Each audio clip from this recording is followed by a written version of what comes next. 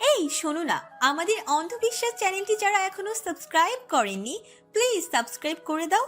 আর অল্প কিছু সাবস্ক্রাইবার হলে 1 লক্ষ পরিবার হবে। সবাই প্লিজ সাবস্ক্রাইব এবং বেশি বেশি শেয়ার করে দাও প্লিজ। তাহলে এখন কি করব? তারা তিনজন যখনই সকল চিন্তায় মশগুল, ঠিক তখনই তাদের সামনে হাজির হলো নীল। সে এসেছিল ব্যাটটির জন্য। প্রতিদিন সকালে নিয়মতান্ত্রিকভাবে তার রুমে চা পৌঁছালেও আজ কেন তার বিলম্ব হলো সেটি জানতে। তবে কিচেনে পৌঁছে সে মূল কারণটা উদ্ঘাটন করতে পারল সে। আজ যে কিচেনের সমস্ত দায়িত্ব তিহুর উপর ন্যস্ত হয়েছে, আর তাই আজকে বাড়ির কাউকে কিচেনে পাওয়া যাবে না। নীল এগিয়ে সে কিচেনের এমন হাল দেখে বলল, কি হয়েছে এখানে? দেখ না ভাইয়া, বৌমনি পায়েস করছিল, তবে সবটুকু দুধ নিচে পড়ে গিয়েছে। নীল এক ঝলক তাকালো সেই দুধ পুড়ে নষ্ট হয়ে যাওয়া গ্যাসের চুলা আর ফ্লোরের দিকে।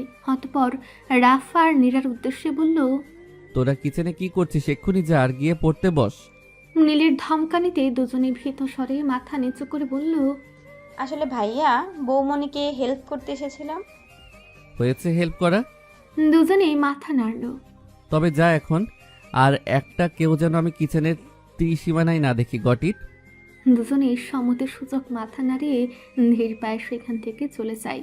তিহ অসহায় দৃষ্টিতে সেদিকে তাকিয়ে থাকে। এতক্ষণ তো তারা হেল্প করছিল, এখন তারাও চলে গেলে সে একা একা কি করবে? তিহুকে ওভাবে দাঁড়িয়ে থাকতে দেখে নীল বলল, আহাম্মকের মতো দাঁড়িয়ে আছো কেন? সরো। তিহু মুখ কুঁচকে বলল, আপনি ওদেরকে তাড়িয়ে দিলেন কেন? ওরা তো আমাকে হেল্প করছিল নাকি? নীল তার কথার জবাবে কিচেনে ঢুকে আশপাশটা পর্যবেক্ষণ করতে করতে বলতে লাগলো, সে তো দেখতেই পাচ্ছি কেমন হেল্প করছিল। আর একটু হলেই তো তৃতীয় বিশ্বযুদ্ধ শুরু হয়ে যেত। তিহু মুখ গুমরা করে দাঁড়িয়ে থাকলো। নীল আশেপাশে তাকিয়ে বলল, সুগার কন্টেনারটা কই? তিহু ভ্রু কুচকে বলল। সেটা জেনে আপনি কি করবেন? রান্না করে দিবেন নাকি?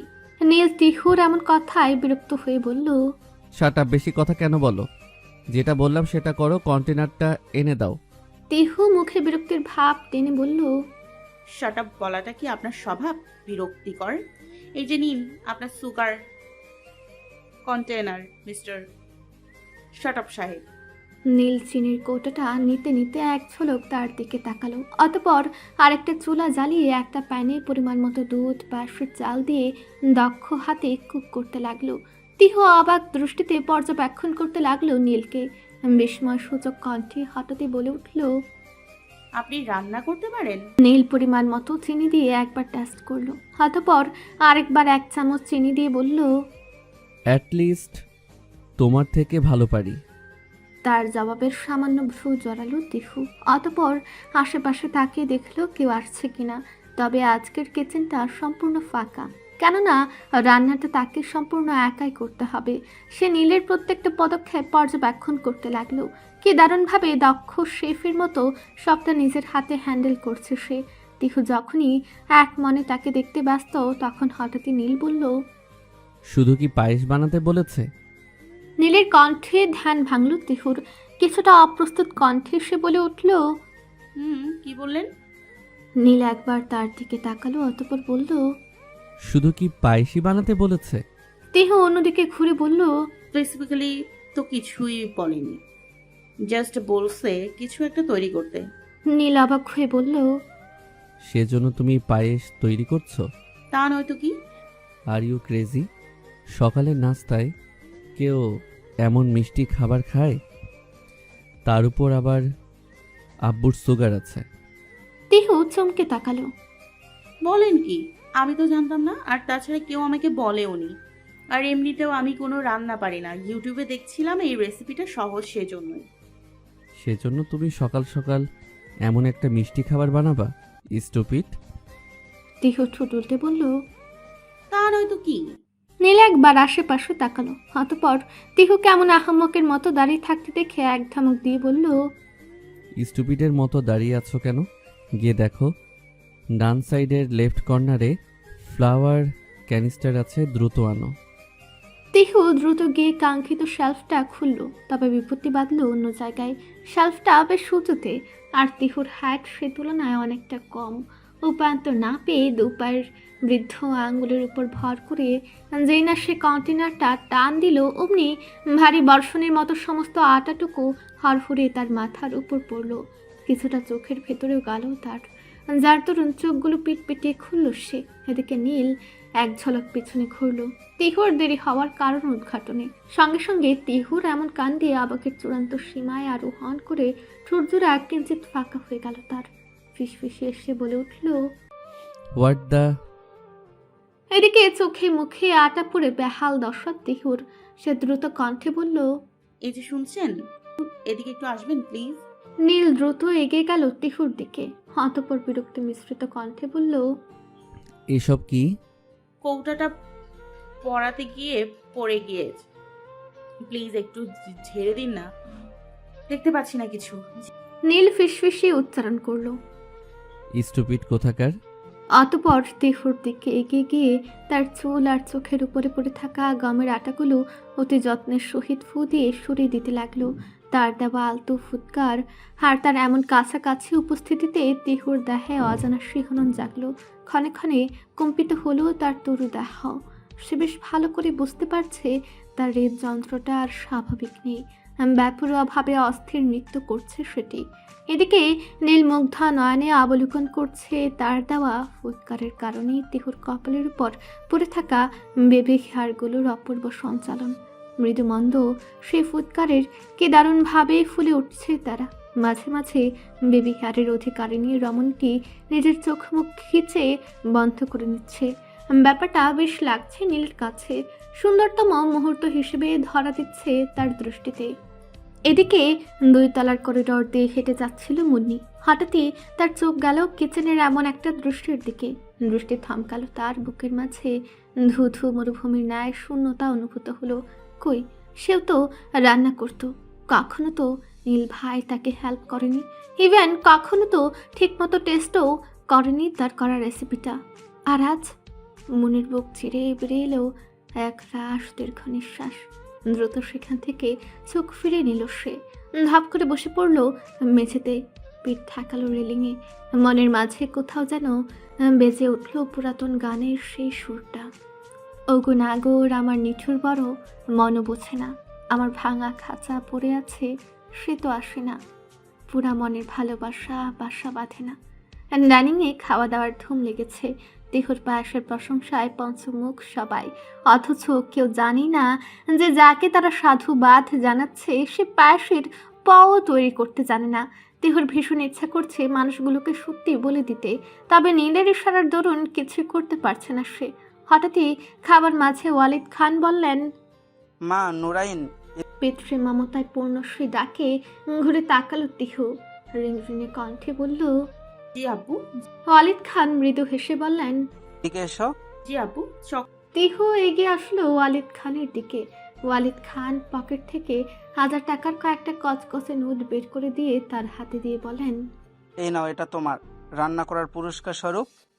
তিহু ইতস্তত বোধ করে। টাকার পরিমাণ নেহাতি কম নয়, কম করে হলেও তাতে 10,000 টাকা তো থাকবেই। সে ইতস্তত বোধ করছে দেখে মির্জা সূচনা পাশ থেকে বললেন, নে নুরাইন, এটা আমাদের বাড়ির নিয়ম। হাজারো অস্বস্তি কাজ করলেও সম্মান রক্ষার্থে তিহু সেটা গ্রহণ করলো। অতঃপর পাশ থেকে ওয়ালিদ জামান খানও একই কাজ করলো। একে একে প্রত্যেকেই কিছু না কিছু দিলেন নববধূকে। তিহু বেশ অস্বস্তিতে পড়লো। এমনিতেই পায়েসটা সে নিজে তৈরি করেনি, তার উপর এত কিছু। হঠাৎই মির্জা সূচনা নীলের উদ্দেশ্যে বললেন, নীল। নীল খাওয়া থামিয়ে বলল, জি আম্মু।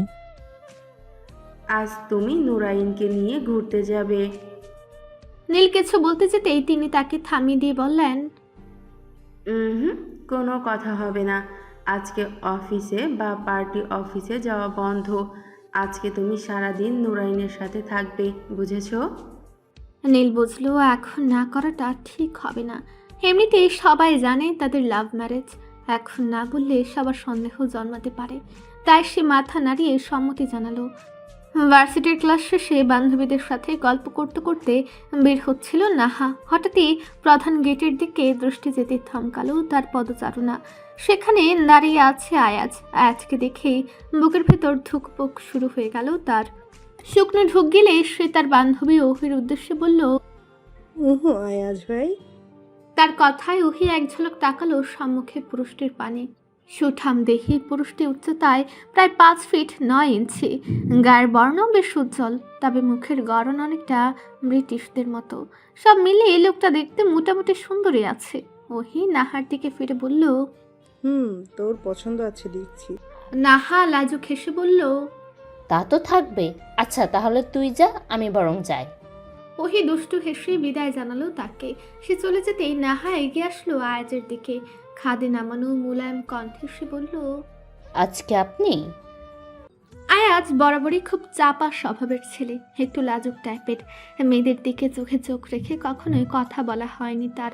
স্বভাবত মাথা নিচু রেখে সে বলল, জি, আজকে নীল ভাই ভাবিকে নিয়ে ঘুরতে বেরিয়েছে, এই জন্য তিনি আসতে পারেনি, বিদায় আমাকে পাঠিয়েছে। ও আচ্ছা। মৃদু কণ্ঠে কথাটা বলে গাড়িতে উঠল নাহা। আয়াজও গাড়িতে উঠে স্টার্ট দিল। গাড়ি চলাকালীন তার কোনো কথোপকথন হলো না তাদের, তবে চোখ, সে ভাষা কি আর বাধা মানে?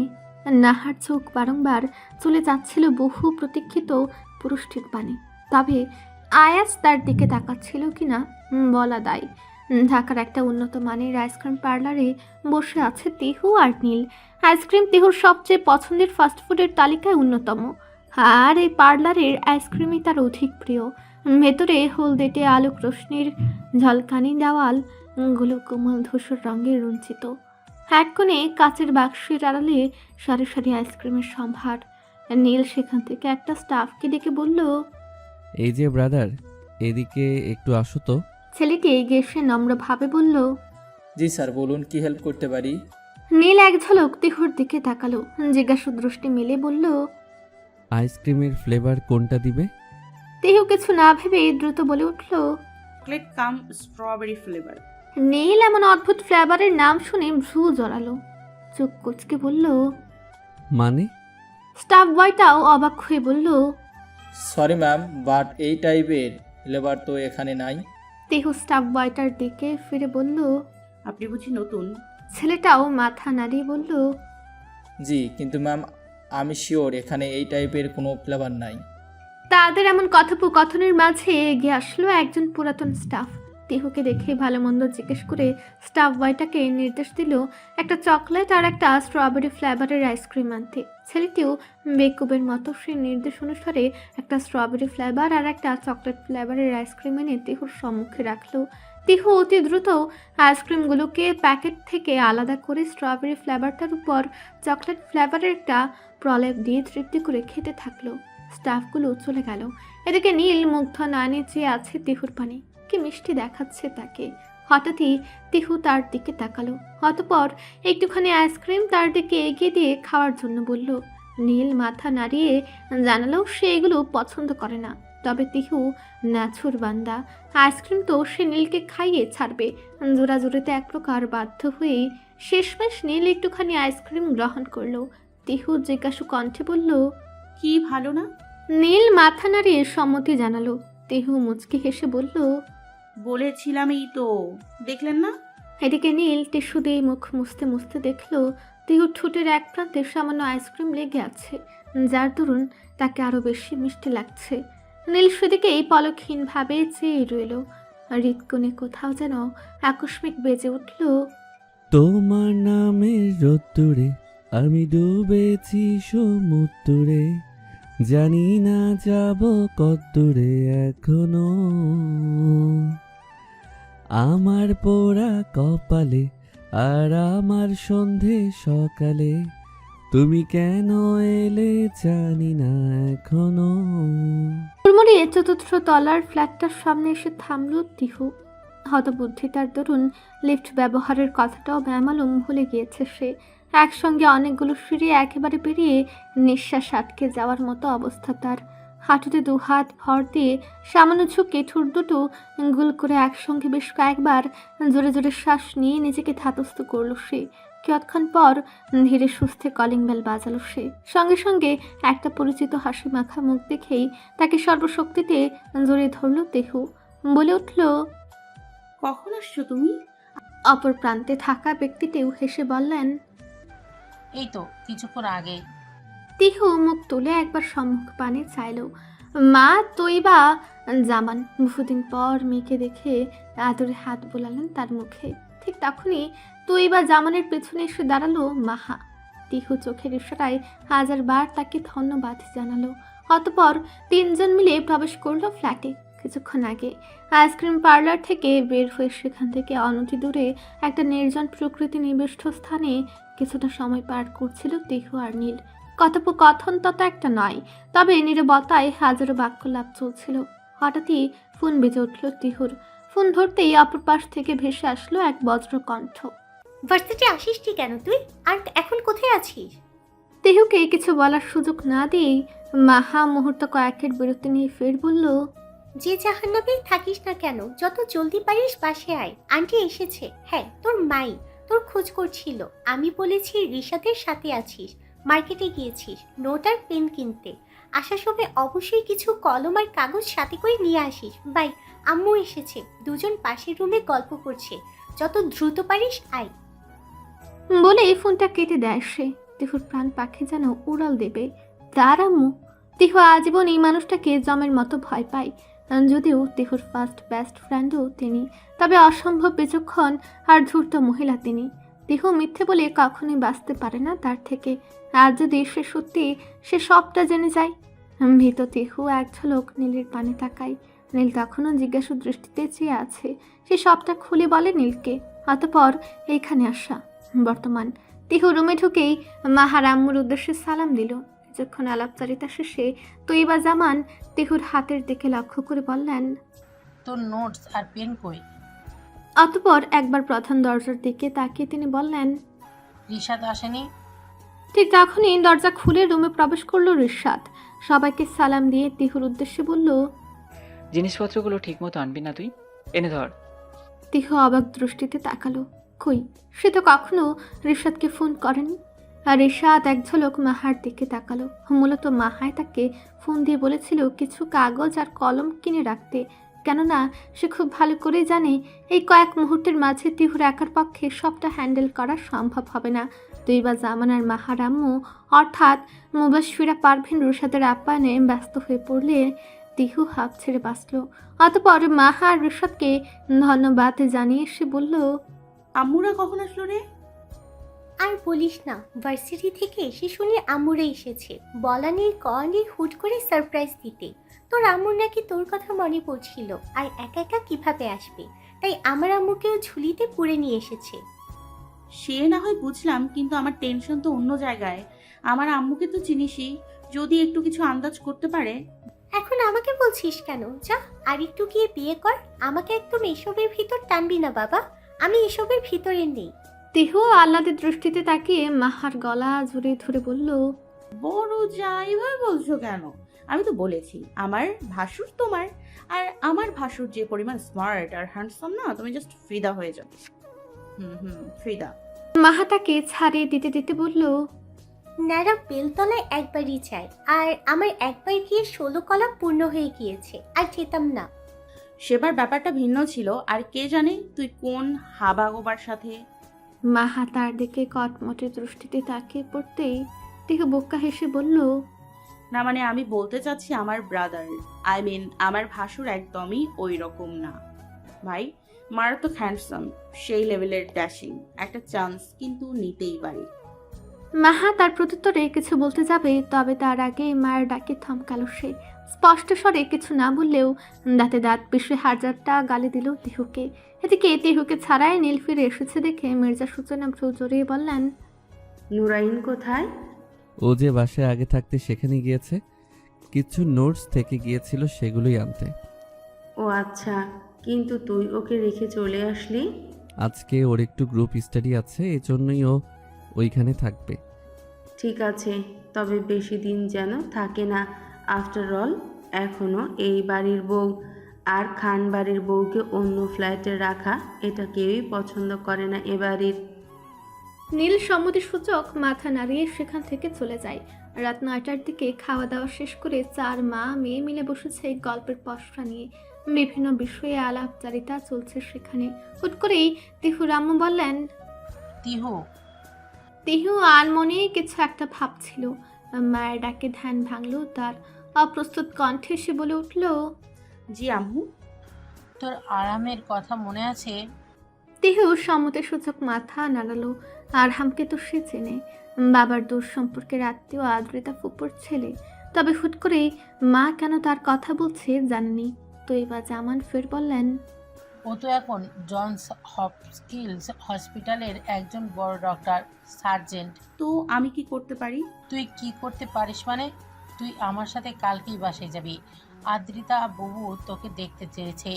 আর তুই কিন্তু ভালোই করেই জানিস আদ্রিতা বাবুর সাথে তোর বাবার ছোটবেলা থেকে অনেক ভালো সম্পর্ক। তাই আমি চাই না তোর খাতরামির কারণে কোনো অশান্তি হোক।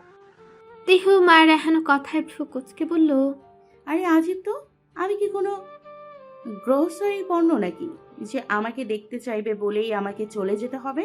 আমি যেতে পারবো না, আমার সামনে একটা ক্লাস টেস্ট আছে। আর ওনার যদি এত আমায় ইচ্ছে করে তো এখানে এসে দেখে যা। তৈবা জামান রেগে গিয়ে বললেন, তুই যাবি না মানে? তোকে যেতেই হবে। আর ক্লাসে টেস্ট থাকে পরে অ্যাটেন্ড করিস। আর তোকে তো আমি থাকতে বলছি না, জাস্ট কালকে যাবি, 2 দিন পর না হয় ফিরে আসবি। তিহু যে ধরে বসে থাকলো, সে যাবে না মানে যাবেই না। তৈবা জামানও কিছুটা চটে গেলেন মেয়ের এমন ব্যবহারে। মুবাশশিরা পারভিন তৈবা জামানকে অন্য কথা বলে তার মনোযোগ সরানোর চেষ্টা করলেন। মাহা তিহুকে এক সাইডে সরিয়ে নিয়ে গিয়ে বলল, কি করছিসটা কি তিহু? মাথা খারাপ হয়েছে তোর? আন্টি যদি ঘুণাক্ষরেও কিছু টের পায় না, তোর কিন্তু খবর আছে। আরে ধুর, আম্মু কেন এখন আমাকে যেতে বলছে আমি খুব ভালো করেই জানি। আর কি এসব আরহাম না বারহাম, ওনাকে আমার শুরু থেকেই পছন্দ নয়। সবচেয়ে বড় কথা, আমি এখন যেতে পারবো না। মাহা এবার দুষ্টুমি করে বলল, বাবা, 2 দিন বিয়ে হয়েছে কি হয়নি, বরের প্রতি এত টান? ভালো ভালো। ফাও কথা বলিস না। আর তুই যা ইচ্ছা মনে কর, তবু আমার পক্ষে যাওয়া সম্ভব না। একটা ঝামেলা আছে, আমি তোকে বোঝাতে পারবো না, পরে বলবো। আচ্ছা বাবা, বুঝেছি, কিন্তু এখন অন্তত মাথা ঠান্ডা কর। কাল যখন আন্টি আর আম্মু যাবে তখন না হয় কিছু একটা বলে ম্যানেজ করা যাবে। আচ্ছা। সারাদিনের ক্লান্তির শেষে সবে বিছানায় শরীরটা এলিয়ে দিতে যাচ্ছিল নীল। হুট করে এক রমণীর মুখশ্রী ভেসে উঠল তার সম্মুখে। কোমরে হাত দিয়ে রমণীটি যেন তাকে বলতে লাগলো, আপনি আমার বিছানায় কি করছেন? এক্ষুনি নামুন বলছি। সুইমিং পুলের জিনের কথা মনে আছে তো? রমণীটি শঙ্কিত দৃষ্টিতে সুইমিং পুলের দিকে তাকালো। এমন দৃশ্যে আনমনে মুচকি হাসল নীল। সর্বাঙ্গ বিছানায় লুটিয়ে সিলিংয়ের পানি চেয়ে আনমনে সে বলে উঠল, you have become my obsession Nurain Haq. I am really obsessed with you. আমেরিকার মেরিল্যান্ড রাজ্যের বাল্টিমোর শহরে ঘড়ির কাঁটার টিকটিক শব্দ বেলা 12টার জানান দিচ্ছে। সবেমাত্র একটা অপারেশন শেষে নিজের অত্যাধুনিক কেবিনে যে চেয়ারটাতে শরীর এলিয়ে দিয়েছে নামকরা সার্জেন্ট আরহাম শিকদার, হঠাৎই সম্মুখের টেবিলে রাখা একটা ফ্রেমে বাঁধানো কিশোরীর ছবিতে দৃষ্টি আটকালো তার। মুচকি হাসির রেখা ফুটে উঠল গোলাপি অধর জুড়ে। ছবিটা হাতে নিয়ে ফিস ফিসে এসে বলে উঠল, ইউ নো তো তাবাকি, I am really miss you. কতদিন হলো তোমাকে দেখিনি, বাট আই অ্যাম ব্যাক তোমাকে নিজের করে দিতে। তোমাকে নিয়ে দেখা আমার স্বপ্নগুলো পূরণ করতে আমি ফিরব, অতি দ্রুতই ফিরব। তবে মুহূর্তেই তার মনে পড়ে গেল ছোটবেলায় ঘটিত একটা অনাকাঙ্ক্ষিত ঘটনার কথা। সঙ্গে সঙ্গে ফর্সা মুখশ্রী ছেয়ে গেল নিকষ কালো আধারে। সে ছোট্ট ঘটনাটার দরুন আজও হয়তো তার তোতা পাখি ভুল বুঝে, কিন্তু কিন্তু বয়ে গিয়েছে তো বহু সময়। এখনো কি তার তোতা সে কথাগুলো মনে রাখবে? হয়তো রাখবে, কেননা তার তোতাটা যে বড্ড অভিমানী। সে অনাকাঙ্ক্ষিত ঘটনাটার দরুন আর কখনো তো সে আরহামের সামনে আসেনি। তবে সেখানে তো দোষ আরহামের কিছু ছিল না, দোষটা তো ওই সৃজা নামের মেয়েটারই। আরহাম চোখ বুঝল। ভাসমান শ্রীরার হাতগুলো মুষ্টিবদ্ধ করে জোরে জোরে শ্বাস নিতে লাগলো। নিজেকে ধাতস্থ করার চেষ্টায় সফল হয়ে ফের আরেকবার তাকালো কিশোরীটির ছবিটার দিকে। এটা সে তুলেছিল লুকিয়ে, অত্যন্ত লুকিয়ে। কিশোরীটির হয়তো এখনো জানে না যে তার কত শত ছবি অন্য এক সুদর্শন পুরুষের মালিকানায় বন্দী। আরহাম আবারও মৃদু হাসল, তবে তাতে শুধুই রয়েছে মলিনতা। দীর্ঘ নিঃশ্বাস ছেড়ে হঠাৎই বিশাল থাই গ্লাসের বাইরের উজ্জ্বল আকাশের পানি চেয়ে সে গেয়ে উঠল, আমাকে নে তোর গানে আর মনেরই দুনিয়ায়, নে আমাকে অকারণে তোর শব্দ শুনিয়াই। এঁকেছি এক সূর্য দেখ, যার উষ্ণতা দারুণ, আমাকে দে সে বারণে আর তোর আবছায়াই বরবাদ হয়েছি আমি। তোর অপেক্ষায় চুরমার করে দে আরো কিছু ইশারায়। 8 বছর আগে এলাকার বিখ্যাত খানদানি আর প্রভাবশালী পরিবার হককুঞ্জ আজ জনকলরবে পূর্ণ। যৌথ সে পরিবারে আজ উপস্থিত সকল আত্মস্বজনেরা। কারণ একটাই, রাত পোহালে রোজার ঈদ।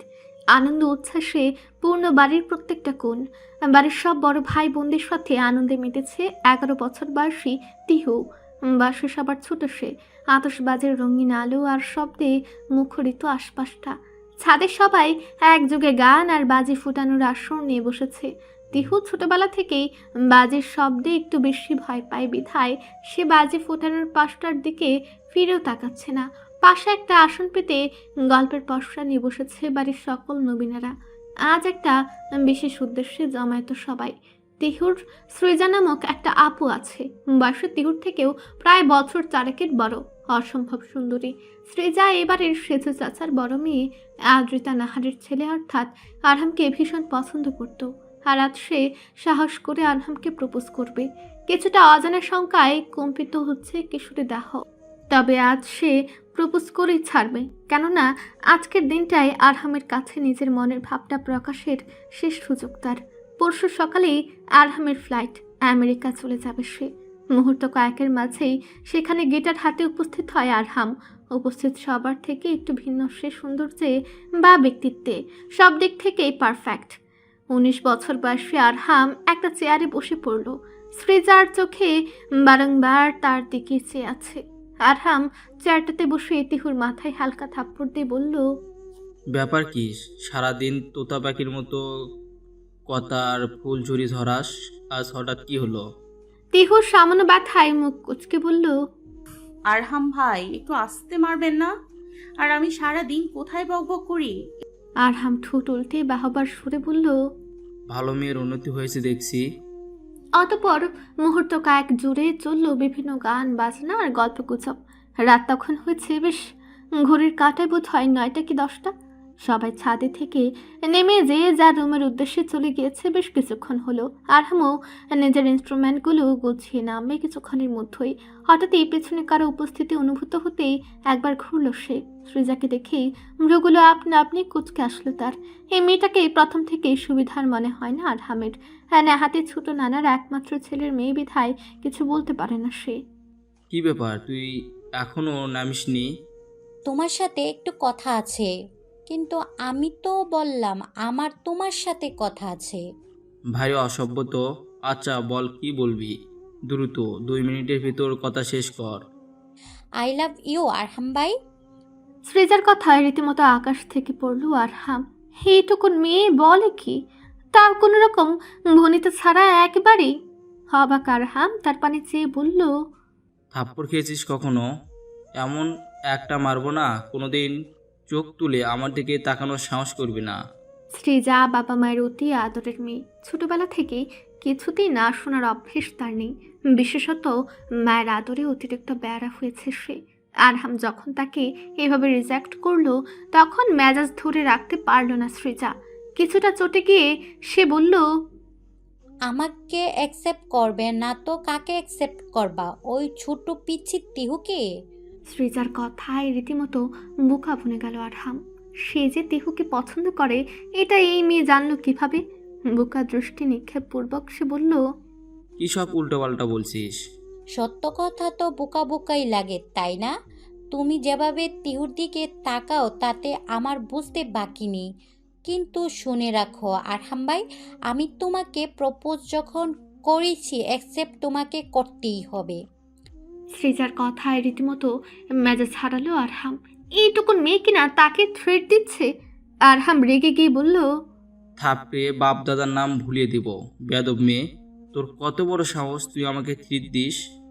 শ্রেজা এক শয়তানি হাসি হেসে বলল, ব্যাপারটা ট্রিট হিসাবে নাও, কিংবা সতর্কতা বাণী। একবার যখন বলেছি তখন আমাকেই তোমার অ্যাকসেপ্ট করতে হবে, না হলে। ফের একইভাবে হেসে সেখান থেকে প্রস্থান করলো সৃজা। আরহাম ব্যাপারটা তখনও না বুঝলেও পরদিন সকালে সমস্তটা পরিষ্কার হলো তার সম্মুখে। এইটুকু বলেই থমকালো আরহাম। পরদিন সকালে কি হয়েছিল আরহাম? বলো, প্লিজ বলো। তপ্ত শ্বাস ফেলে আরহাম তাকিয়ে দেখল সম্মুখে একজোড়া জিজ্ঞাসু দৃষ্টি উদ্গ্রীব হয়ে চেয়ে আছে তার দিকে। মেয়েটি ফ্লোরা, তার সহকর্মী। ইদানিংকালে সে একটু বেশি কৌতূহল দেখায় আরহামের অতীত প্রণয়নীকে নিয়ে। আজ এক প্রকার বাধ্য হয়েই তাই আরহাম তাকে গল্প শোনাতে বসেছে। আরহাম কিঞ্চিত অবাক হয়ে বলে, তোমার এত কিউরিওসিটি কেন ফ্লোরা? আমার সম্পর্কে জেনে তোমার কি হবে? ফ্লোরা চুপসে গেল। মুহূর্ত কয়েক পর বলে উঠল, তোমার লাভ স্টোরি শোনার আর তোমার প্রণয়িনীকে দেখার অনেক শখ আমার। যে কে সেই প্রণয়িনী যার জন্য তোমার এত পাগলামি? দ্বিতীয়টা তো আপাতত পূরণ করতে পারছে না, তাই ফার্স্ট তাই না হয় শুনি। আরহাম একবার হাত ঘড়িটার দিকে তাকালো, অতঃপর বলল, নাইট শিফটের টাইম অনুযায়ী এখন তোমার একটা অপারেশন আছে ফ্লোরা, সেদিকে কনস্টেট কর। আমার গল্প না হয় পরে একদিন শুনলে। আরহামের কথাই হলো ফ্লোরা একবার ঘড়ির দিকে তাকালো, সঙ্গে সঙ্গে ব্রু কুচকে এলো তার। শিট, এখনই 10টা বাজার ছিল, এমনি হাজারো খড়কুটো পরিয়ে এইটুকু শুনতে পেরেছে। না জানি আর কতটা কষ্টের পর বাকিটুকু শুনতে পারবে। বিরক্তি মুখে সেখান থেকে উঠে গেল সে। ফ্লোরা চলে যেতেই আরহাম লুকিয়ে রাখা তিহুর ছবিটা বের করলো, তাতে আদরের স্পর্শ লেপে দিয়ে বলল। আরহাম নিষ্পলক চেয়ে রইল তিহুর ছবিটির পানে। গভীর কণ্ঠে সে গেয়ে উঠল, গোপন করে আপন করে বুকের পাজরে রাখি, ঘুমের বড়ি দিয়ে আরি হৃদয় বাড়িতে থাকি। বাংলাদেশ। ভার্সিটি শেষ হয়েছে মিনিট 15 হবে। ভার্সিটি থেকে অনতি দূরে একটা ক্যাফেতে গল্পের পসরা নিয়ে বসেছে অন্তরঙ্গ বন্ধুর একটি দল।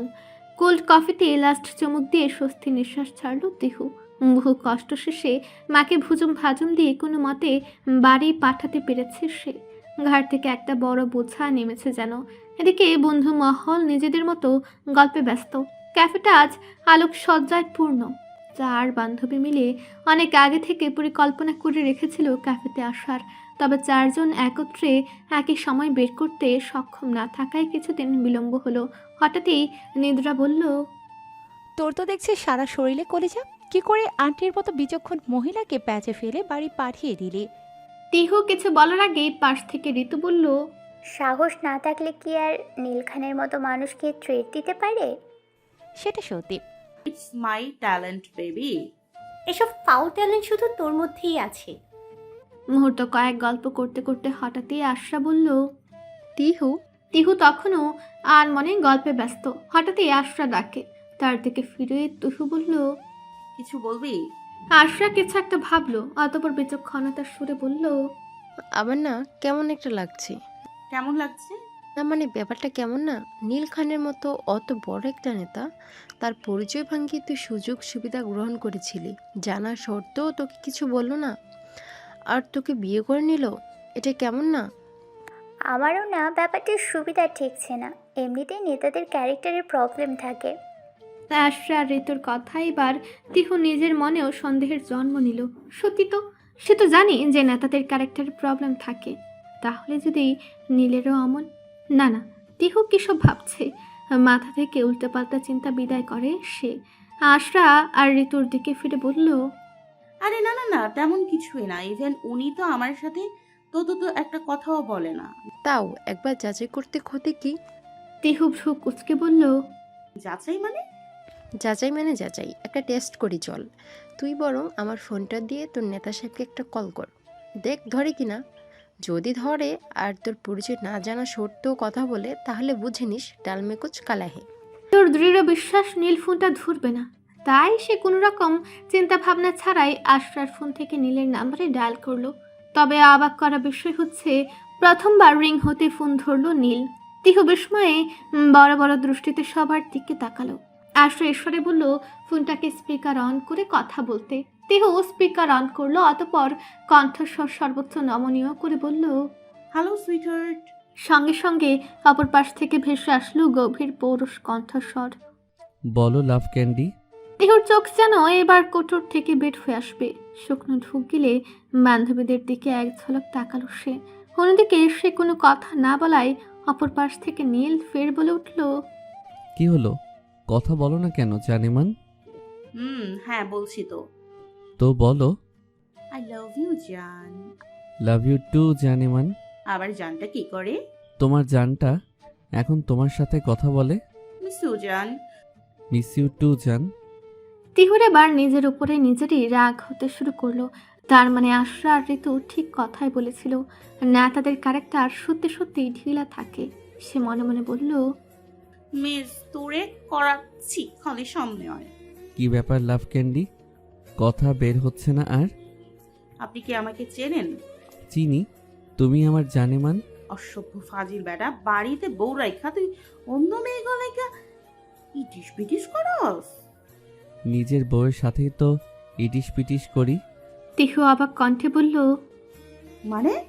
নীল খানিক হেসে বলল, তোমার ডান দিকে তাকাও, দেখো দুটো ছেলে বসে আছে। তিহু এক ঝলক ডান দিকে তাকালো। সত্যি সত্যি দুইটা যুবক বসে আছে। সে মৃদু কণ্ঠে বলল, আছে। এবার বাঁ দিকে তাকাও। তিহু তাকিয়ে দেখলো বাঁ দিকেও সেরকম দুইটা যুবক একই ভঙ্গিতে বসে আছে। তিহু ভ্রু কুঁচকে বলল, আছি তো, কিন্তু তাতে কি হয়েছে?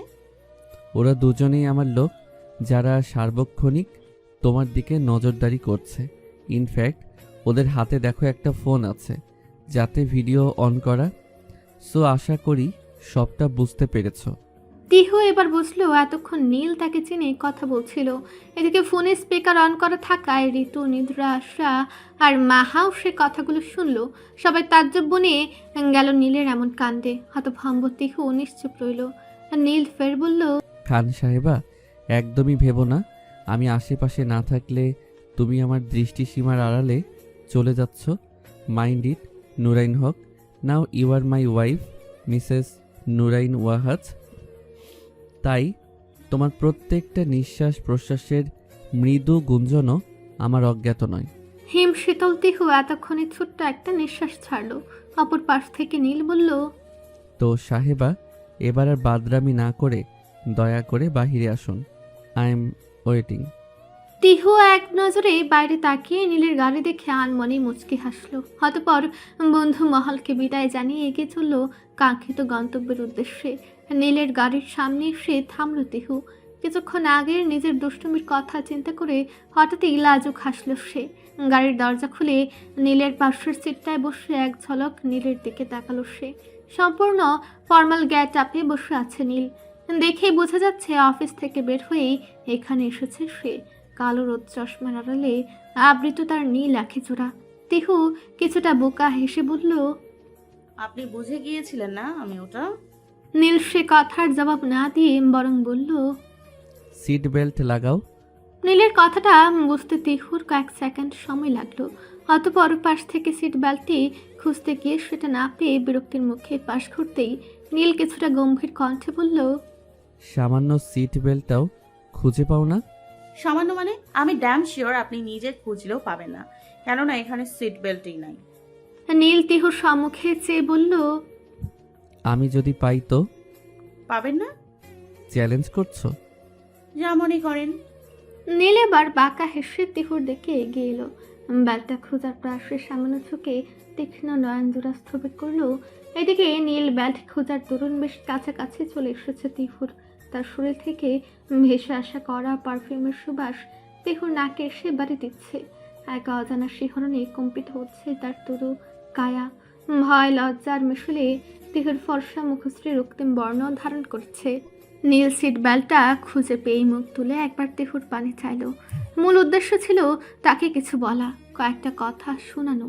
অথবা তার জেদের বিরুদ্ধে কাজে সক্ষম হওয়ার দরুন কিছু বলে তার জেদে ভাঙন ঘটানো। তবে মুখ তুলে তিহুর এমন লজ্জা মাখা রক্তিম মুখশ্রী দেখে নীল নিজে থা বনে গেল। হুট করেই মেয়েটাকে অন্যরকম লাগলো তার দৃষ্টিতে। জেদি আর তেজি মেয়েটাকে কেন যেন অন্যরকম লাগতে শুরু করলো। তার মুখশ্রীতে বিদ্যমান সমগ্র লাজুকতা নীলের হৃদয়ে দোলা দিল। সে যতটা না সুন্দরী তার থেকে 10 গুণ হয়ে আজ ধরা দিচ্ছে নীলের দৃষ্টিতে। কি অদ্ভুত লাগছে মেয়েটাকে। চোখ ফেরানো বড় দায় হয়ে পড়েছে। শুকনো একটা ঠুক গেলে নিজেকে ধাতস্থ করলো নীল। বহু কষ্টে দৃষ্টি ফেরালো আপন রমণীর লাজুক মুখশ্রী থেকে। ধীর হাতে সিট বেল্টটা পুড়িয়ে দিয়ে ফের দক্ষ হাতে ড্রাইভিংয়ে মনোযোগ দিল। এদিকে এতক্ষণ চোখ মুখ খিচে বন্ধ করার দরুন তিহু বুঝতেই পারেনি একজোড়া নীল চক্ষু কিভাবে তার আরেকটি মুখশ্রীকে নিবিষ্ট দৃষ্টিতে পর্যবেক্ষণ করছিল। গাড়ি ছুটছে বেশ অনেকক্ষণ হলো। পথটা তিহুর অচেনা। এতক্ষণ তো লাগার কথা নয়। ভার্সিটি থেকে গাড়িতে খানমহল অব্দি পৌঁছাতে বড় জোর 20 থেকে 25 মিনিট সময় লাগতে পারে। তবে আজকের সময়টা অর্ধ ঘন্টার কাটা এসে থেমেছে। তিহু বিরক্ত হয়ে এবার বলে উঠল, আপনি কি এই পথ যদি না শেষ হয় গানের ভক্ত নাকি? নীল এক অন্যরকম ভঙ্গিমায় তাকালো। তিহু অন্যদিকে ফিরে মিনমিন করে বলল, গাড়ি চলছে তো চলছে, একটা গানও চালায় না, কি বোরিং রে বাবা। তিহু কথাটা যেন শুনতে পেল না। ড্রাইভিংয়ে মনোনিবেশ করে সে বলল, সাউন্ড সিস্টেমটা তোমার সাইডে, পছন্দ অনুযায়ী মিউজিক সিলেক্ট করতে পারো। বিরক্ত তিহুর মুখ হঠাৎই উজ্জ্বল হয়ে উঠল। সামনের দিকে তাকাতেই সে দেখতে পেল ক্যাশবোর্ডের ধারে থাকা মিউজিক সিস্টেমটাকে। অতঃপর বহু খুঁজে পছন্দ অনুযায়ী গান সিলেক্ট করলো। মিউজিক সিস্টেমে মৃদু মন্দ শব্দ তুলে বাজছে গানটি, হ্যাঁ ये नशा ये जहर इस प्यार को हम क्या नाम दे, कैसे अधूरी है एक दास्ता आजा उसे अनजान दे। সঙ্গে সঙ্গে তীব্র ব্যাগে ব্র্যাক কষল নীল। বিস্ফোরিত নয়নে তিহুর দিকে চেয়ে বলল, এই গান? তিহু কোনরূপ ভাবান্তর না দেখে বলল, হ্যাঁ, এটা আমার ফেভারিট গান। অতঃপর নীলের পানে চেয়ে চোখ শুরু করে ফের বলল, ছি ছি, আপনি কি আবার ওইসব আস্তাগফিরুল্লাহ। এজন্যই বলে নেতাদের ক্যারেক্টার খারাপ, না হলে সিম্পল একটা গানকে কেউ ওই মাইন্ডে নিয়ে যায়। ছি ছি ছি। নীল এবার নিজের কপালেই নিজে চাপড়ালো যেন। মনে মনে বলল, মেয়ে তো নয়, যেন ধানি লঙ্কা। ইয়া আল্লাহ, রহম করো।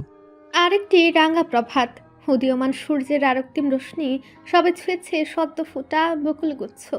প্রতিদিনের রুদ্রকে রণে আবৃত করার ন্যায় সূর্যকিরণ এখনও অনুপস্থিত, যার দরুন শান্ত এক নরম উষ্ণতায় মুড়ানো গোটা ধরনী। কিছুক্ষণ আগেই ঘুম ভেঙেছে তিহুর। ফ্রেশ হয়ে রুমে ঢুকে একবার দেয়াল ঘড়িটার দিকে তাকালো সে। সময়টা সকাল 7টার কাটা এসে থমকেছে। সরু নেত্রে একবার সমগ্র রুমটাতে নজর বোলালো তিহু। নীলকে কোথাও দেখতে না পেয়ে সে বুঝলো হয়তো নীল সুইমিং পুলের কাছে হবে, কেননা ওখানেই প্রতিদিন সকালে জিম করার অভ্যাস তার। তিহু আর কিছু না ভেবেই একবার কিচেনের দিকে যাওয়ার উদ্দেশ্যে পা বাড়ালো।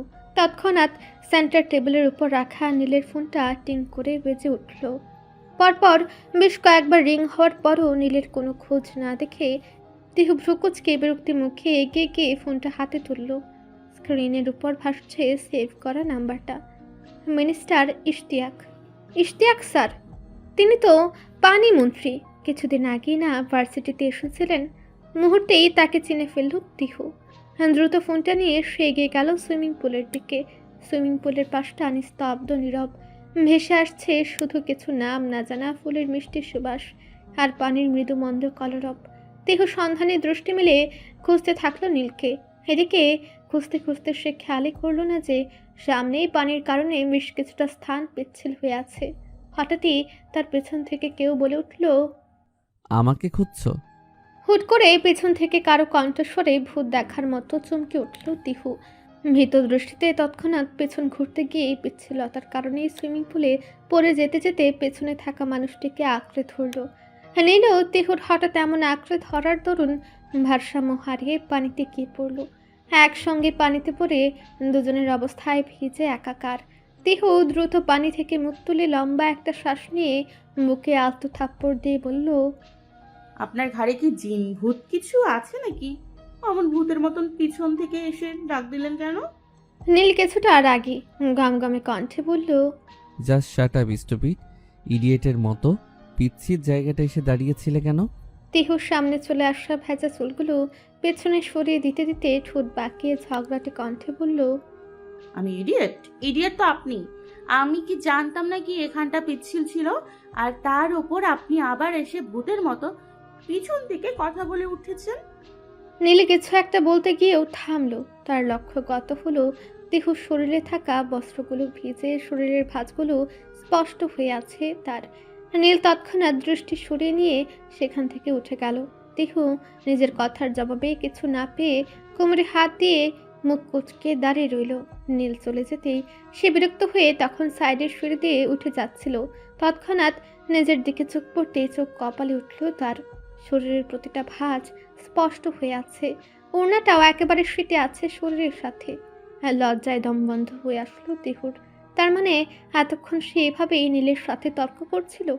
হায় আল্লাহ, সাধে কি আর নীল তাকে ইডিয়ট বলে?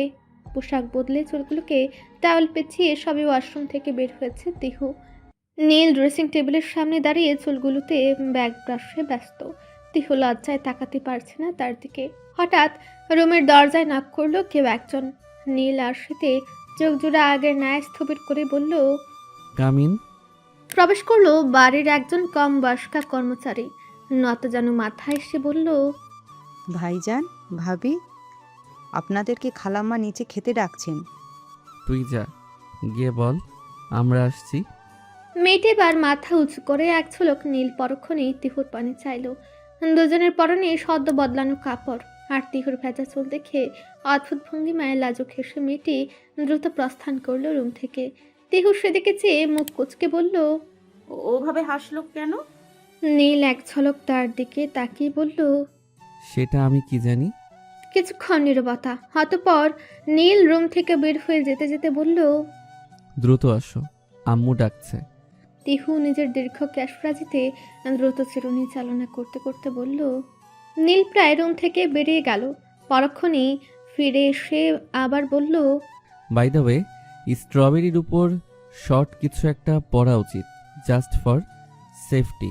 বলে সেখান থেকে বের হয়ে গেল নীল। তিহু আয়না থেকে চোখ সরিয়ে জিজ্ঞাসু দৃষ্টি মেলে তাকালো নীলের দিকে। তার কথার মাথা মুন্ডু কিছুই বুঝল না সে। বলতে গেলে তার মাথার এক হাত উপর দিয়ে অতিক্রম করেছে নীলের কথাটা। ফের চিরুনি চালনায় মনোনিবেশ করতে নীলের কথার মর্ম বুঝে হঠাৎই হাত থেকে চিরুনি পড়ে গেল তার। ড্রেসিং টেবিলের বিশ্বলাইনায় নিবদ্ধ চোখগুলো আপনা আপনি বড় বড় হয়ে গেল। লজ্জায় আরক্ত হয়ে উঠল ফর্সা মুখশ্রী। খাওয়া দাওয়া শেষে কিচেনে ব্যস্ত বাড়ির সকল রমণীরা। তেমন গুরুত্বপূর্ণ ক্লাস না থাকায় তিহু আজ ভার্সিটি যাবে না, তাই সেও হাতে হাতে বিভিন্ন কাজ গুছিয়ে দিচ্ছে। হঠাৎই সেখানে উপস্থিত হলো নাহা আর মুন্নি। মুন্নিকে দেখে চোখ শুরু করে এক ঝলক তাকালো তিহু। নাহা মির্জা সূচনার উদ্দেশ্যে বললেন, আম্মু। মির্জা সূচনা হাতের কাজটি করতে করতে একবার মেয়ের দিকে তাকালেন। ভার্সিটি যাচ্ছিস? জি। মির্জা সূচনা পাশে দাঁড়িয়ে থাকা মুন্নিকে দেখে বলল, তুই কোথায় যাচ্ছিস মন? মামিমা, আসলে আমার একটা ফাইল আজকে জমা দিতে হবে, এজন্যই ভাবছিলাম একবার ভার্সিটি যাব। নাহা মুন্নি দুজনেই জগন্নাথ বিশ্ববিদ্যালয় উদ্ভিদ বিজ্ঞান বিভাগের ছাত্রী। দুজনের ভার্সিটি এক হাওয়ায় একসঙ্গে যেতে কোনো অসুবিধা নেই তাদের। তবে বাড়ির মেয়েদের একা একা ছাড়া এই নিয়ে ঘোর আপত্তি রয়েছে গুরুজনদের। তা তোমরা কার সাথে যাচ্ছ? মুন্নি মিনমিন করে বলল, একা। তাকে কথা শেষ করতে না দিয়ে এক লহমায় তার মুখের কথাটা কেড়ে নিয়ে মির্জা সূচনা অবাক কণ্ঠে বললেন, একা মানে? মুন্নি নাহা দুজনেই মির্জা সূচনার কণ্ঠে চুপসে গেল। নাহা কাচুমাচু কণ্ঠে বলল, কিন্তু আব্বু, চাচু, ফুফা তো ড্রাইভার সহ গাড়ি নিয়ে চলে গেছে। আর আজ জাঙ্গেল তো ছুটিতে, তাহলে কার সাথে যাব আম্মু? মির্জা সূচনা কেউ কিছুটা উদ্বিগ্ন দেখালো। সত্যি তো, এখন কোনো ড্রাইভারই নেই। তার উপরে মেয়েদের ভার্সিটিতে যাওয়াটাও গুরুত্বপূর্ণ। ঠিক তখনই শুভ্র পাঞ্জাবি পরিহিত নীল সিঁড়ি দিয়ে নামছিল। তাকে দেখে মির্জা সূচনার মুখের দুশ্চিন্তার কালো ম্যাগ কেটে গেল। ছেলেকে ডেকে তিনি শুধালেন, কোথায় যাচ্ছ নীল? পার্টি অফিসে। একটু পরে যেও, তুমি বরং মুন্নি আর নাহাকে ভার্সিটি পর্যন্ত ফার্স্টে ড্রপ করে দিয়ে আসো। মায়ের কথায় নীল সম্মতি জানালেও তিহু তাৎক্ষণিক হাতের কাজ রেখে তড়িৎ ব্যাগে তাকালো তার দিকে। নাহাকে নিয়ে তার কোনো সমস্যা নেই, কিন্তু এই মুন্নি, তাকে নিয়ে ঘোর আপত্তি রয়েছে তিহুর। মুখ কুচকে নীলের দিকে তাকালো সে। শাশুড়িকে তো কিছু বলতে পারবে না, এদিকে মুন্নি নীলের সাথে যাক এটাও সহ্য করতে পারবে না সে। বিরক্তি, লজ্জা, ভীতি সব কিছু একসাথে আঁকড়ে ধরলো তাকে। এদিকে নীলের কোনো ভাবান্তর নেই। মায়ের থেকে নির্দেশ পাওয়ার সঙ্গে সঙ্গেই দুই বোনকে নিয়ে বাইরের দিকে হাঁটা শুরু করলো সে। মুন্নি ফাইলগুলো জমা দিয়ে সবাই গাড়িতে এসে বসেছে। নীল আগে থেকেই ড্রাইভিং সিটে তার জন্য অপেক্ষা করছিল। আজকের দিনটা অনেক বড় প্রাপ্তি মুন্নির জন্য। জীবনে এই প্রথম নীল ভাইয়ার সাথে কোথাও একান্তে বের হওয়ার সুযোগ পেয়েছে সে, যদিও নাহার বদৌলতে। তবে ক্ষতি কি? একদিন নিজের প্রিয় মানুষটার সাথে ঘোরা, তা সে যে অজুহাতে হোক না কেন। যদিও এটাকে ঠিক ঘোরাঘুরি বললে ভুল হবে, তবে মুনির কাছে এটা ডেটিংয়ের থেকে কোনো অংশে কম নয়। সে গাড়িতে বসে এক ঝলক নীলের দিকে তাকালো। নীলের তীক্ষ্ণ নীল চক্ষু রোদ চশমার আবরণে আবৃত, শক্ত মুখশ্রী সম্মুখের সড়কের দিকে নিবদ্ধ। মুন্নি আলগোছে সিট বেল্টটা বেঁধে নিল। সঙ্গে সঙ্গে কোনো পূর্বাভাস ছাড়াই গাড়ি স্টার্ট দিয়ে সোজা এগিয়ে চলল নীল। ঢাকার রাস্তার জ্যাম নেই, এমন দিন হয়তো ডুমুরের ফুল। গতানুগতিক নিয়ম অনুসারে আজও প্রচুর জ্যাম, আর সেখানে আটকা পড়েছে নীলের গাড়িটা। নীল বিরক্তি মুখে স্টিয়ারিংয়ে থাকা হাতটা দিয়ে বারংবার আঘাত করছে সেটাতে, আর মুন্নি আর চোখে বারংবার পর্যবেক্ষণ করছে নীলকে। হঠাৎই দুইটা পিচ্ছি পিচ্ছি ছেলে মেয়ে ছোট পাত্রে কিছু একটা এনে নীলের সাইডে দাঁড়ালো। ছেলে মেয়ে দুটোকে দেখে গাড়ির জানালার কাজ ধীরে ধীরে নামিয়ে দিল নীল। কিছুটা হেসে বলল, কিছু বলবে? তাদের মধ্য থেকে মিষ্টি করে দেখতে মেয়েটা বলল, ফুল নেবেন ভাইয়া? দেখো কি সুন্দর ফুল। নীল এক ঝলক উকি মেরে পাত্রটার দিকে তাকালো। হরেক রকম গোলাপে সজ্জিত এক তোড়া দেখে হঠাৎই এক সুশ্রী রমণীর মুখভাব ভেসে উঠল তার সম্মুখে। তবে সেখানে শুধু ফুল নয়, রয়েছে একখানা গাজরাও। নীল মুচকি হেসে পাত্রে থাকা সমস্ত দ্রব্যাদি কিনে নিল। ছেলে মেয়ে দুটাও খুশি মনে হাসতে হাসতে বিদায় জানালো তাকে। নীল ফুলসহ গাজরাটা সম্মুখের ক্যাশবোর্ডের ফাঁকা স্থানটিতে রেখে গাড়ি স্টার্ট দিল। ততক্ষণে যানজট বেশ শিথিল। শান্ত ব্যাগে চলমান গাড়িটা এগিয়ে চলল নিজ গন্তব্যের দিকে। হান্না হয়ে ঢাকার প্রত্যেকটা অলিতে গলিতে নিজের শ্যামাঙ্গিনীকে খুঁজেছে রাফিন, তবে সে লাপাত্তা। তার খোঁজ কেউ দিতে পারে না। এমনকি যে কোচিংয়ে প্রথম তাদের দেখা হয়েছিল, তারাও ঠিকমতো মেয়েটির বর্তমান ঠিকানা দিতে সক্ষম হয়নি। বিধ্বস্ত, হতাশাগ্রস্ত ভঙ্গুর মস্তিষ্কে গাড়ি চালিয়ে যাচ্ছিল রাফিন। হতাশার কালো মেঘ জমে আছে ফর্সা মুখশ্রীতে। ক্লান্ত হয়ে পাশের একটা ফাঁকা স্থানে গাড়ি পার্ক করতেই বেশ জোরে গাড়ি চালিয়ে সেদিকে যাচ্ছিল সে। কিন্তু হঠাৎই তার সামনে চলে আসে কেউ একজন। রাফিন অপ্রস্তুত হাতে দ্রুত ব্রেক কষল।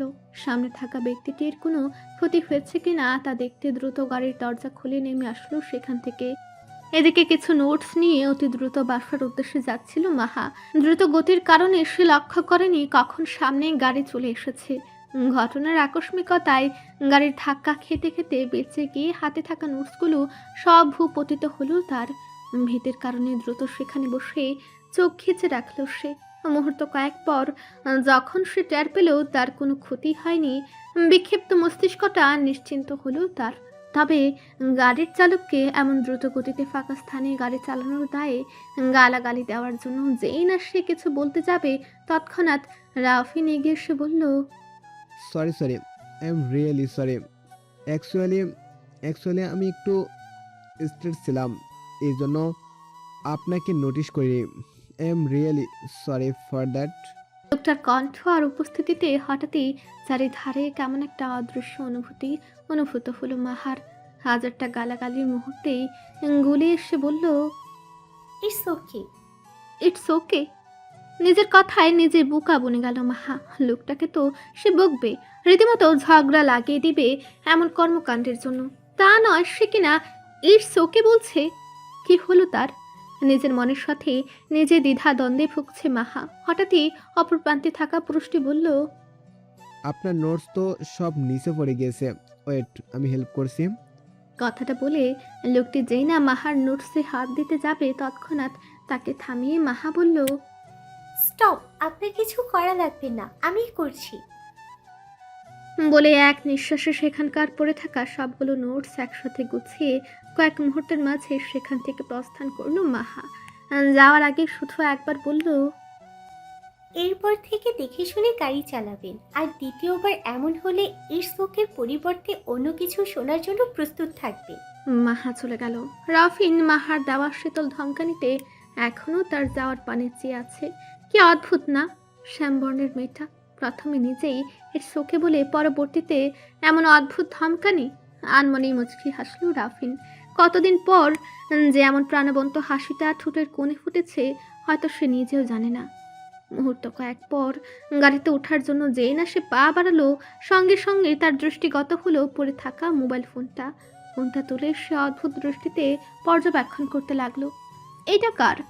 মনে করতে করতেই তার স্মৃতির পাতায় দোলা দিল কিছুক্ষণ পূর্বের শ্যামবর্ণ মেয়েটির কথা। ওয়েট আ মিনিট, এটা ওই মেয়েটার নয় তো? সৎপাশ না ভেবেই রাফিন সেটা হাতে রেখেই গাড়িতে উঠে গাড়ি স্টার্ট দিয়ে এগিয়ে চলল কাঙ্ক্ষিত গন্তব্যের দিকে। শব্দের ঝংকার তুলে খোলা হলো খান মহলের গেট। কংক্রিটের রাস্তাটা পেরিয়ে এগিয়ে চলল নীলের গাড়িটা। মুহূর্ত খানেকের মধ্যেই সেটি থামলো পার্কিং এরিয়ায়। নীল স্বভাবতই তড়িঘড়ি করে গাড়ি থেকে নেমে মহলে প্রবেশ করলো। মনেও ধীরে সুস্থে নামতে যাবে, ঠিক তখনই তার দৃষ্টিগত হয় ক্যাশবোর্ডের ধারে অবহেলিত আসামির ন্যায় পড়ে থাকা গাজরাটা আর ফুলগুলোর দিকে। সে মুচকে হেসে একবার নীলের যাওয়ার পানে তাকালো, অতঃপর হাত বাড়িয়ে সযত্নে ফুলসহ গাজরাটা নিজের কাছে এনে পরম আবেশে গাজরাটা পরে নিল। ড্রয়িং রুম প্রায় জনমানবহীন।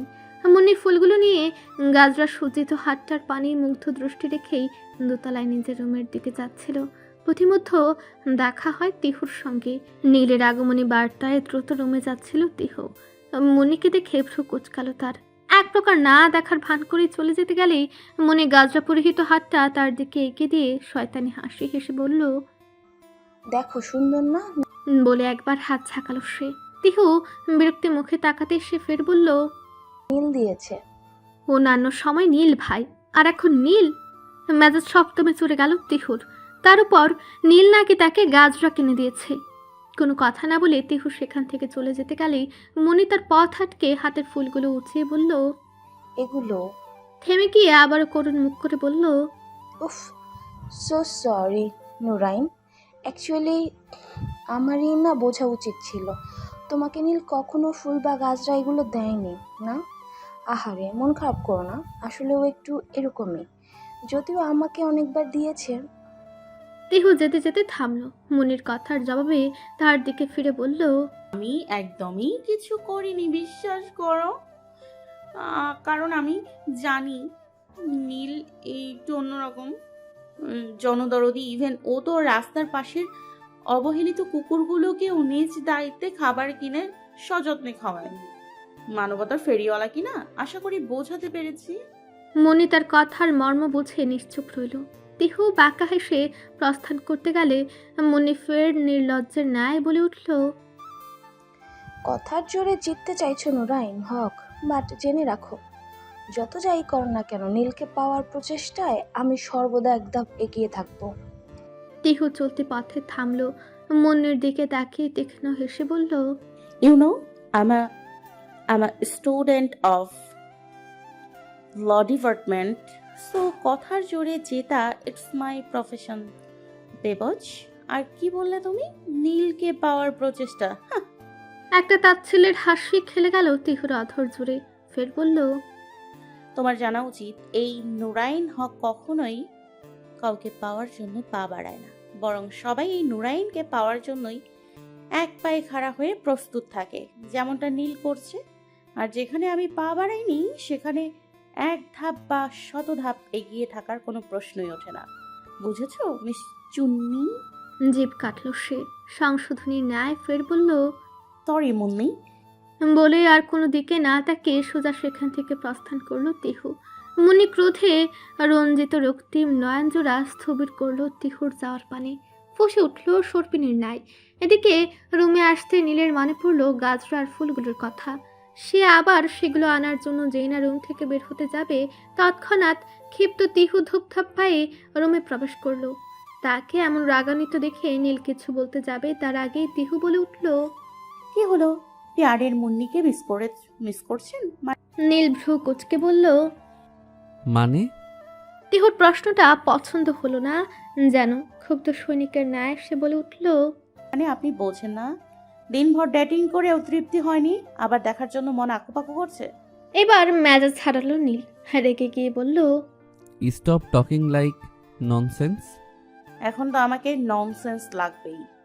যখন পেয়ারের মুন্নিকে গাছটা পরিয়ে দিচ্ছিলেন তখন নিশ্চয়ই খুব ভালো লাগছিল, তাই না? তিহুর কথা এবার থামলো নীল, সন্ধিহান দৃষ্টিতে বলল। আমি কাকে গাজরা পরিয়ে দিয়েছি? তিহুর ধৈর্যেরা এবার বাঁধ ভাঙল, ঘন হলো নিঃশ্বাস। ক্ষিপ্ত বাঘিনীর ন্যায় সে বলে উঠল। নাটক হচ্ছে? পেয়ারের মুন্নিকে গাজরা পরিয়ে এখন আবার নাটক? সেই অন ইউ মিস্টার নীল। আমি ভেবেছিলাম আপনি অন্যদের মতন নন, কিন্তু আপনি তাদেরই মতন, ঘরে বউ রেখে অন্য মেয়ের সাথে। ছি! তিহুর প্রথম কথাগুলোতে নীল রেগে গেল, শেষ কথাটায় থমকালো সে, চোখ শুরু করে বলল। বউ? হ্যাঁ বউ। কে বউ? আমি বউ। কার বউ? আপনার। কথার মর্ম বুঝে থমকালো তিহু, ফিরল সজ্ঞানে। একে একে মনে করতে লাগলো এতক্ষণ যাবৎ কি কি বলেছিল সে। তৎক্ষণাৎ জিভ কেটে এক ঝলক নীলের দিকে তাকালো সে। লোকটার ঠোঁটের কোণে দুষ্টু হাসির রেখা স্পষ্ট। তিহুকে তাকাতে দেখেই বাম ঠোঁটা সামান্য নাচিয়ে সে বোঝালো। নিয়মিত ভালোবাসার গল্প শুনতে এবং পড়তে আমাদের অন্ধবিশ্বাস চ্যানেলটি সাবস্ক্রাইব করে পাশে থাকা বেল আইকনটি ক্লিক করুন। ধন্যবাদ সবাইকে।